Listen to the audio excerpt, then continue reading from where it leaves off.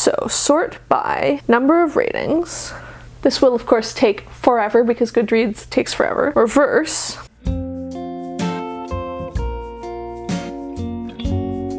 Hi everyone, Rosie here. Welcome back to my channel. This is a video that I have been planning and thinking about making for months now. I saw Lana of Lana Ex Libris do a video about the books that she had read that had the least number of ratings on Goodreads. So not the lowest ratings, but which ones had the fewest ratings that the least people had read and rated. And I thought that sounded super interesting and I wanted to give it a go, so that's what we're gonna do. I will of course link her video down below. You should check it out and check out her channel if you don't already subscribe to her because her videos are incredible. I'm really curious to know, what are the books that I've read with the least number of ratings? I haven't looked at this in advance, so I don't know, and I'm really excited to find out and look through and talk through what they are with you and whether or not I think more people should read them. I guess before I start, I should talk a bit about what I expect to be on there, and honestly I'm not too sure. I mean, I know what I expect not to be on there, but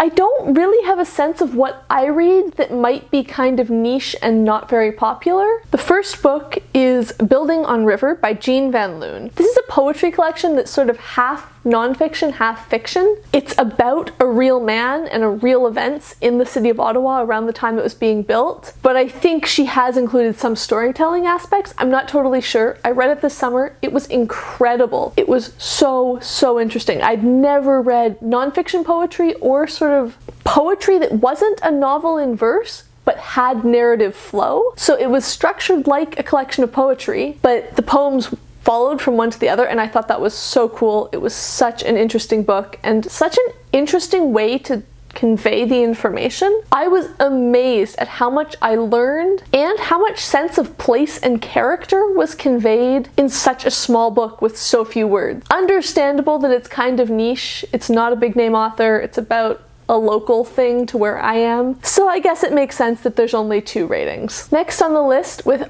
3 ratings is Globilazation and Wellbeing by John F. Helliwell, which from the dates when I read this, I read in 4th year, probably for school, possibly for fun. No, I must have read this for school. I have to look at the description of this because I don't actually remember what it's about. I assume globalization and well-being. John Helliwell examines how globalization has altered the scope and salience of nation-state. He deals with the implications for both domestic and international policies, emphasizing well-being as an explicit focus throughout. Whatever one thinks of globalization, he argues there's ample scope for countries like Canada to not only retain their distinctive qualities, but also to have independent national and international policies. So yeah, this was an econ book. I read it for school. It sounds interesting. I gave it 4 stars, so it must have been good at the time, but like I said, I don't remember much about this, and it sounds like it's by a Canadian author and about Canada in this issue, so that makes sense why it's not well read, even though that is an issue that's pretty big and I think it's pretty talked about these days, but maybe less so in the Canadian context. Next is Modifié by Sébastien Chauzu, 11 ratings. I read this summer. For those of you who have not been around since then, I did not like this book. I've talked multiple times about how I didn't like this book. Again, it's pretty niche. It's written in French, so I assume there's less reviews on books in French. It's a debut novel, I think, so he doesn't have a huge following. And it's set in New Brunswick, which is a small province in a small country, so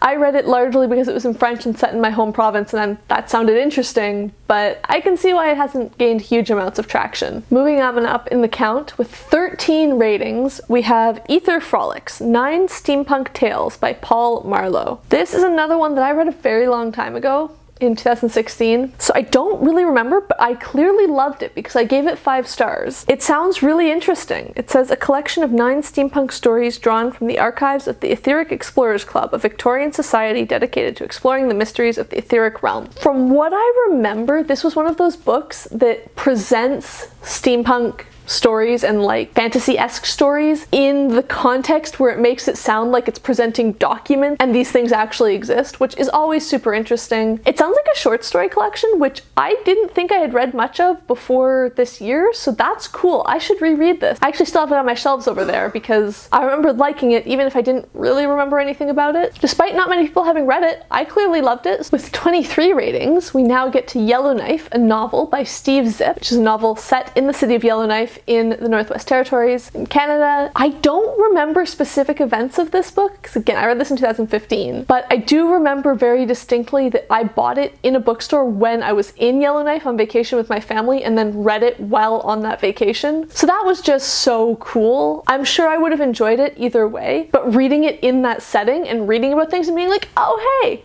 we went there yesterday, was just so cool. This is, if I remember correctly, a strange book, possibly with some magical realism, possibly with stuff getting even stranger than magical realism. I'm not too sure how to classify it. I think at some point there's a woman who starts turning into a mouse, but I'm not positive. Anyways, it was really good. I really, really liked it. And this video is turning into books I should reread because I remember liking them but don't remember anything about them. And that's a dangerous thing to get into because I have terrible memory. Next up with 25 ratings, we have Models Inc. by Paul Tobin. This is, I think, either a graphic novel or a comic bind-up. It's got Iron Man and some sort of designer-looking guy on the cover, and it says Fashion Week is always a hectic time for models, and this year is no exception. Between escaped wolves, robbery attempts, and overly friendly police officers, Mary Jane Watson, Patsy Walker, blah blah blah, are testing the limits of their endurance. I don't know what this... Apparently there's murder and fashion models, and I'm guessing superheroes because Iron Man is on the cover. I don't know what this is about. I don't remember reading it, and apparently it was niche. I don't think I knew it was niche when I bought it. Oh, here's one I read recently. The English Nobility in the Late Middle Ages by Christopher Given Wilson. I read this earlier this year before I started my channel. This is sort of like what the title sounds. A long and reasonably academic, I think. Not like published academic journals academic, but not on the light reading side, book about the English nobility in the late Middle Ages and what they were up to and how social structures were changing and stuff like that. I should have more memory of this, but it was a very mediocre book, I think. It was very good for reading before bed because it was very dry and like not that exciting, so it put me to sleep easily. On the flip side, that also means other than the broad themes, I don't remember anything about this because I read most of it within like 3 minutes of falling asleep.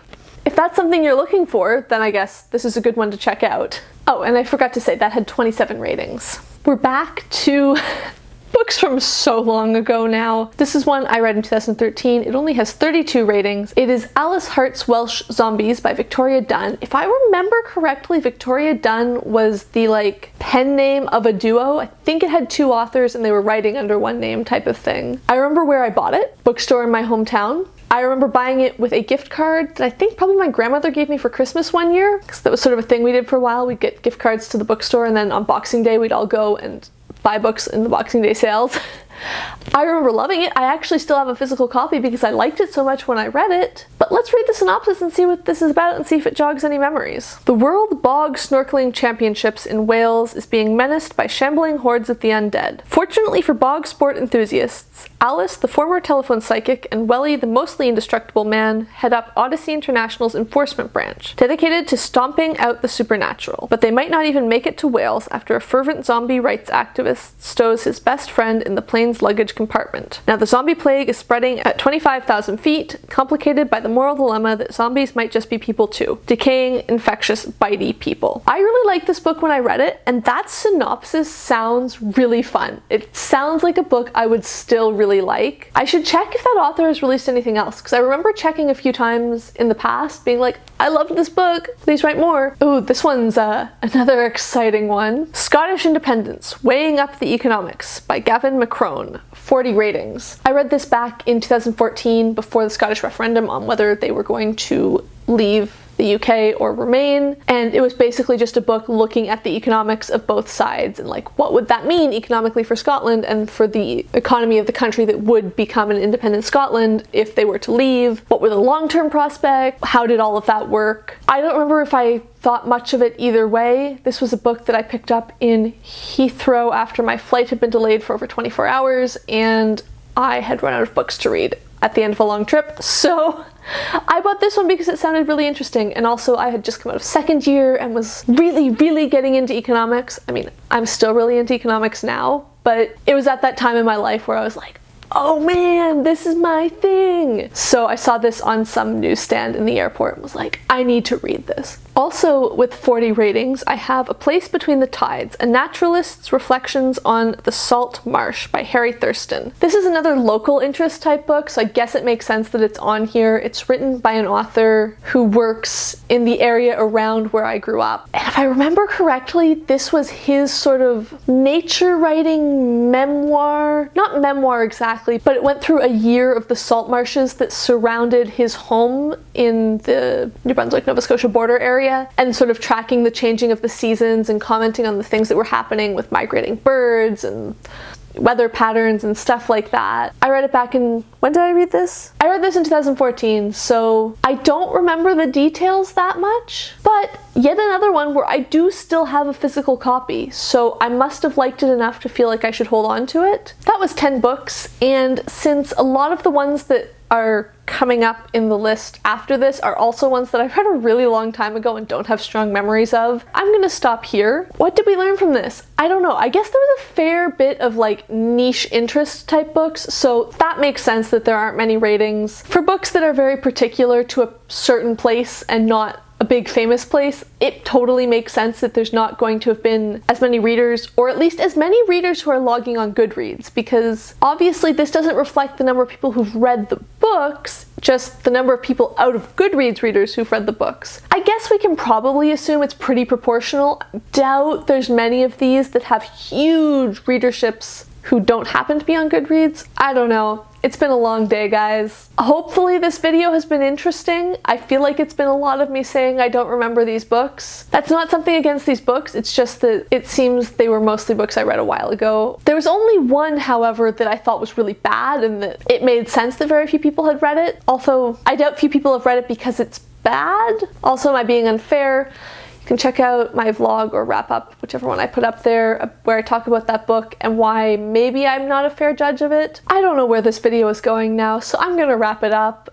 If you've done a similar challenge or a similar video and talked about some of the least rated books that you've read, I would love to hear about that. Or if you'd like to just go check now and leave me a comment down below about which ones show up that surprise you or don't surprise you, I would love to know about that. If you liked this video, please hit the like button. If you would like to see more of my videos, please hit subscribe, and thank you for watching.